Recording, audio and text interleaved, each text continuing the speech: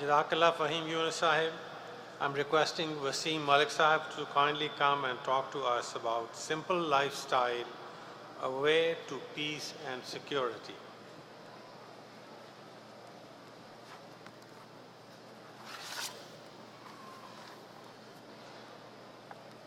Assalamu alaikum wa rahmatullahi wa barakatuhu.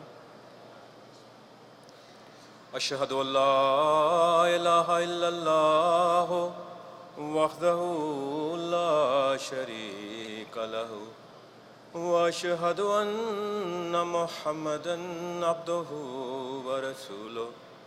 Amma ba'du fa'uzu billahi minash shaitanir rajim.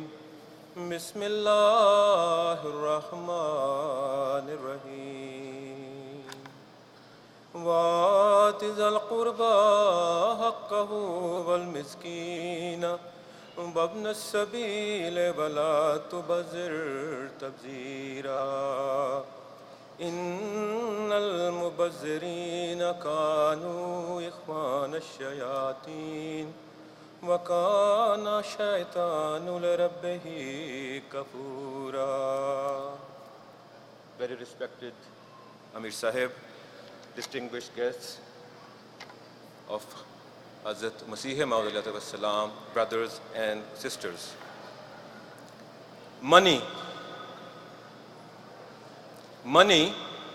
in its pursuit, alliances have been formed, coalitions have been dissolved, and wars have been waged. In its pursuit, nations and civilizations have risen and fallen. I have just recited verses 27 and 28 from chapter 17 of the Holy Quran. These verses set the context for my talk on maintaining a simple lifestyle as a way to achieving peace and security. The Holy Quran states, and I quote, "And give thou to the kinsman his due, and to the poor and the wayfarer, and squander not thy wealth extravagantly. Verily, the extravagant are brothers of Satan's, and Satan is ungrateful to his Lord." Unquote. My brothers and sisters, Allah commands us in the Holy Quran to use part of our wealth for the welfare of others, and reminds us not to be extravagant and wasteful. Allah warns us that wealth spent in frivolous pursuits invites devil's company. Dear brothers and sisters, recently on a Chinese television show, kind of like The Bachelorette of China, female contestants were interviewing potential suitors. One suitor offered a contestant a ride on his motorcycle, to which she curtly replied, "I'd rather cry in a BMW car than laugh on the back seat of a motorcycle." Her comment set off waves of alarm in China, where the prevailing culture is getting increasingly immersed in materialism, valued even higher than love and happiness. One hears the echoes of her offensive but honest remarks all around us. Do some of us not believe that happiness is intimately intertwined with what we own, what we consume, and how we live? We should ask ourselves whether we live in a culture steeped in consumerism and if it impacts our lives. According to newstrategist.com, the average American has $34 in his or her wallet, but spends $69 per day. Ralph Nader, the perennial presidential candidate, refers to this shop till you drop lifestyle as the 11th commandment, because it seems to be such an ordained part of our culture. We'll talk about this more in a little bit, but first a pop quiz for the audience. How many dollars does half the world live on? $10? $5 a day? The answer is less than $2. This is just something to keep in mind when you're pondering over whether or not to buy the $2 scone to go with your $4 caramel macchiato at Starbucks or Dunkin' Donuts or what have you. Incidentally, the average American spends almost $2,000 per year on coffee. Meanwhile, 33% of all children in the world under 5 suffer from malnutrition, with roughly 30,000 dying of preventable diseases every day. According to the most recent figures from the United Nations Human Development Report, in 2005, the wealthiest 20% of the world accounted for 77% of total private consumption. The poorest fifth, just 1.5%. Total US consumer debt is $2.5 trillion. US credit card debt is more than $750 billion. Now let's consider how we are spending our money. Well, cosmetics sales in the United States are at $8 billion annually. Perfume sales in Europe and the United States, $12 billion. Alcohol sales in Europe, $105 billion. Again, alcohol sales in Europe, $105 billion. Against this, sadly though, according to CIA World Factbook, the annual budget of Liberia is just a paltry $1.5 billion. I don't want to overwhelm you with statistics, but these numbers tell us that billions are living on the periphery, desperately looking for work and access to the material comfort they see on the American television on a daily basis. So there is the snapshot of our world's haves and have-nots. Now, take a minute and reflect on all the expenses in your life. While doing this self-introspection, consider the negative consequences of this lifestyle. In chapter 25, verse 68, Allah says, وَالَّذِينَ إِذَا أَنفَقُوا لَمْ يُسْرِفُوا وَلَمْ يَقْتُرُوا وَكَانَ بَيْنَ ذَلِكَ قَوَامًا. Translation, and those who, when they spend, are neither extravagant nor niggardly, but adopt a moderate position in the middle, unquote. Islam's, my brothers and sisters, Islam's excellent principle of moderation is cogently underscored here. It should be clear that Allah does not prohibit us from using money on ourselves, so long as we do so in moderation. The Quran advocates neither asceticism nor hedonism.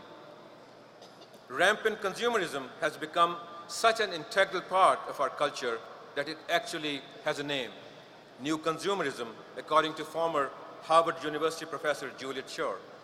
Its defining feature is that the masses now want those things that were once associated with the fabulously rich. Well, that's good, you might say. Level the playing field so we all have the opportunity to buy what we want. This might work in a society where income levels are equitable or comparable.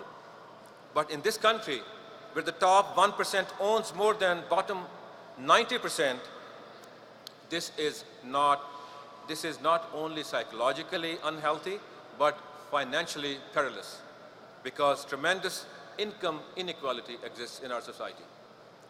Then there are the emotional consequences.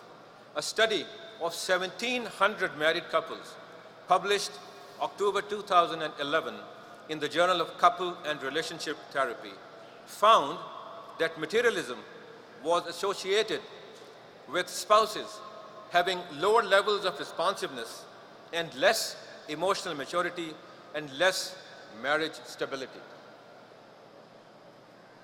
Let us be clear. Avarice, the desire for more, can, to a certain extent, serve as a motivation for hard work.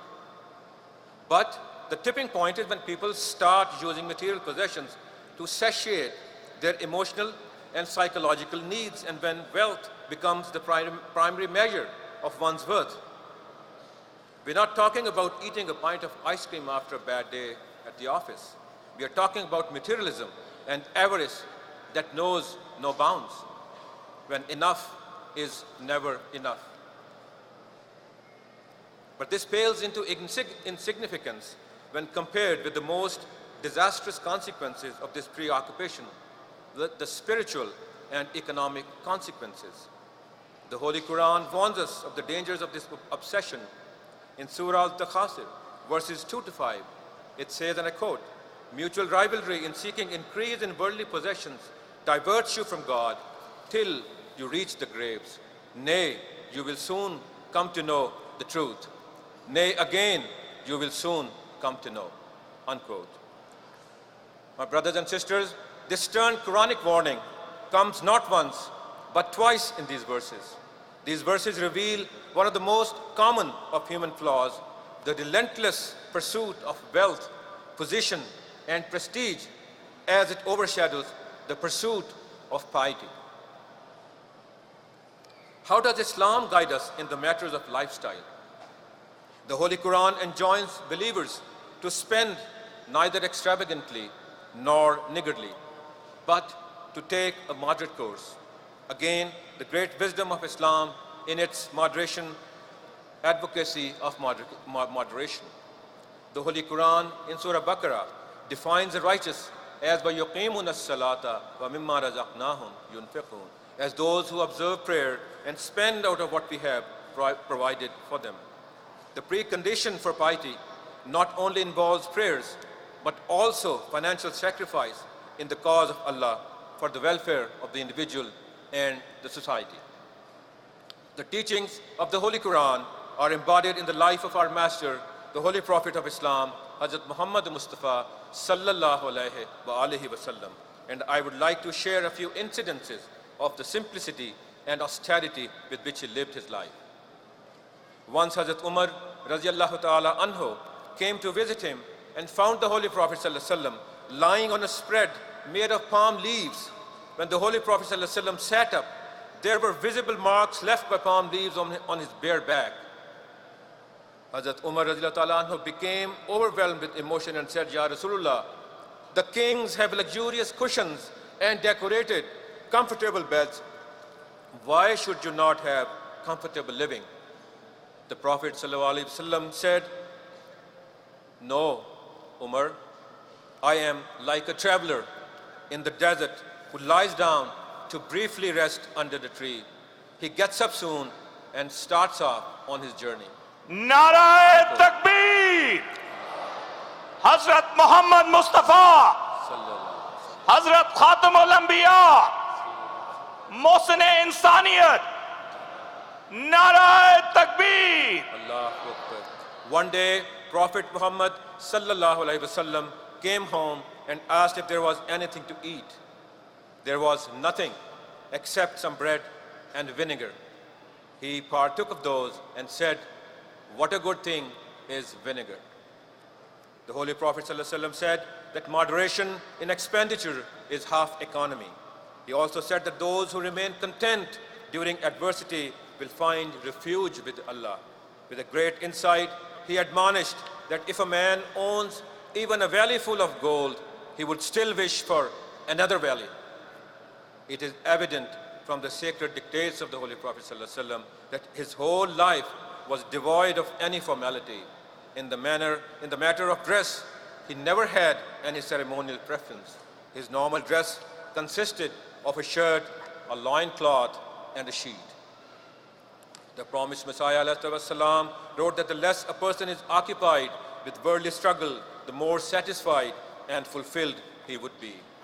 The promised Messiah ﷺ's sensitivity for the feelings of others and his simple lifestyle, devoid of any extravagance and lavish formality, is epitomized in the following example.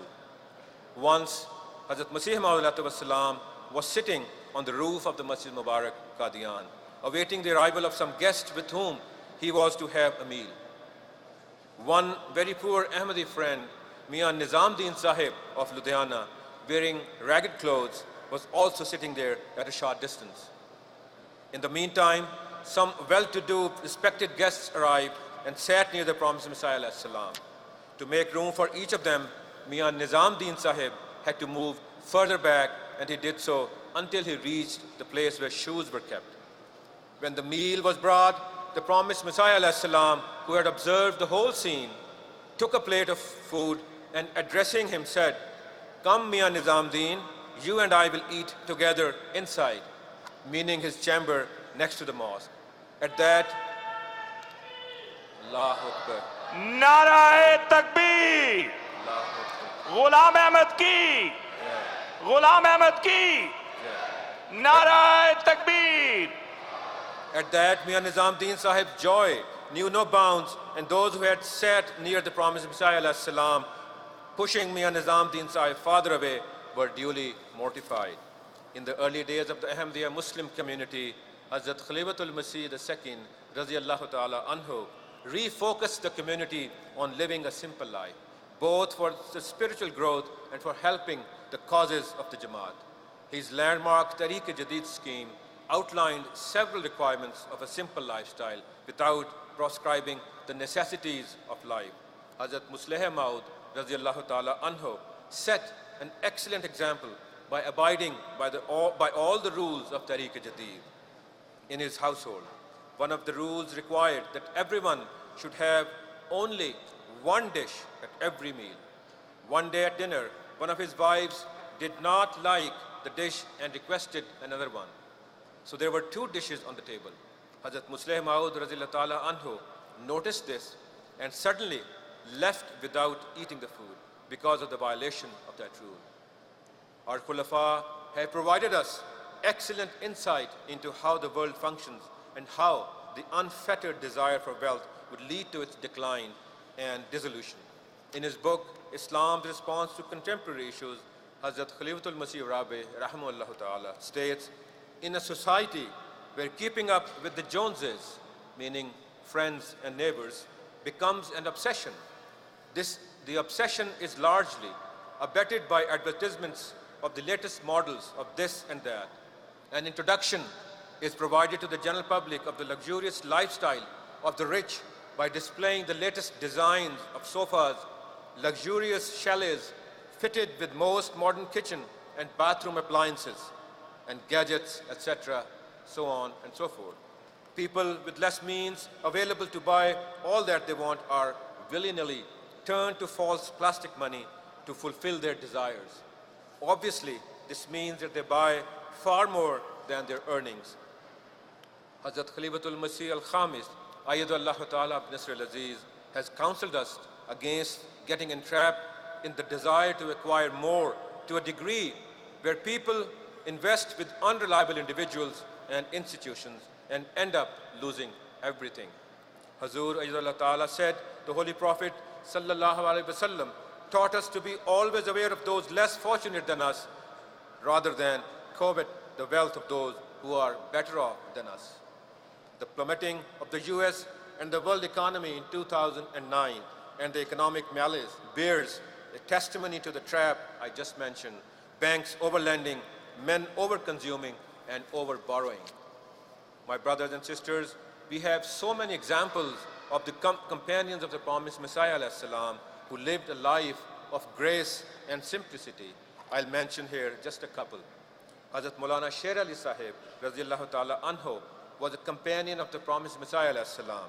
He translated the Holy Quran into English, which has been acknowledged as one of the best translations. He also served as an editor of Review of Religions. Once, one of his British admirers decided to visit Qadian to meet this person. When he arrived there, he asked a passerby, clad in working man's clothing, where Mr. Sher Ali, the editor of Review of Religions, lived. This man took him to Mr. Sher Ali's house and asked him politely to wait. After a few minutes, Hazrat Maulana Sher Ali Sahib appeared. The same man, but dressed in a little more formal shalwar kameez. The British visitor was flabbergasted and could not believe that such a great man lived such a simple and unpretentious life.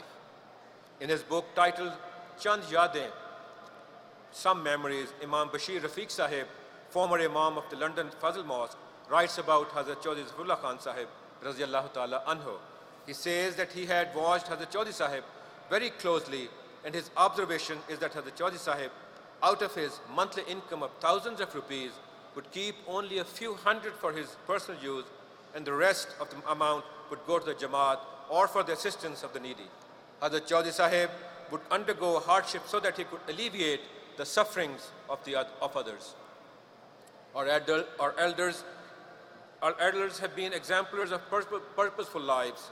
Similarly, I have cited above what a worldly life looks like today. There is a stark contrast between materialistic and spiritual lifestyles. Which lifestyle I want to follow is up to me. Will I remember these lessons next time when I am in the shopping mall looking for latest in Armani Exchange t-shirts? How about Air Jordans, $150? Or how about latest Nikes or some iPads or iPhones or what have you? I'm addressing particularly the me generation that Maulana Azhar Hanif Sahib was referring to in his speech. Having listened to my humble submissions, how will tomorrow be different than today? This question needs an honest answer from all of us, including myself. And one can only answer this question on his own or her own behalf. Our answer should also be in light of the exhortations and advices that Hazrat Khalifatul Masih, Ayyadullah Ta'ala, gave to us in his Friday sermon today, where promised Messiah alayhi salams repeatedly emphasized in most emphatic manner about our continual self-analysis in improving ourselves in taqwa and prefer Allah over all other worldly things. The Holy Prophet ﷺ said, if one is righteous, one attains nearness to God, and if one is content, one acquires the highest level of thankfulness. May Allah enable us to emulate the exemplary practices of the perfect man, our very dear Holy Prophet sallallahu alaihi wasallam. For that is the only way to achieve peace and contentment and ensure security in one's life. I will end my submission with this profound prayer of the Holy Prophet sallallahu alaihi wasallam. He is reported to have prayed, Allahumma qan'ini bima razaqtani wa barik li fihi wa akhluf ala kulli ghaibatin li khair. My Lord, make me content with what you have given me and put blessings in it for me and give me a better replacement for what I don't have. Ameen. Wa akhir da'wana alhamdulillahi rabbil alameen. Assalamu alaikum.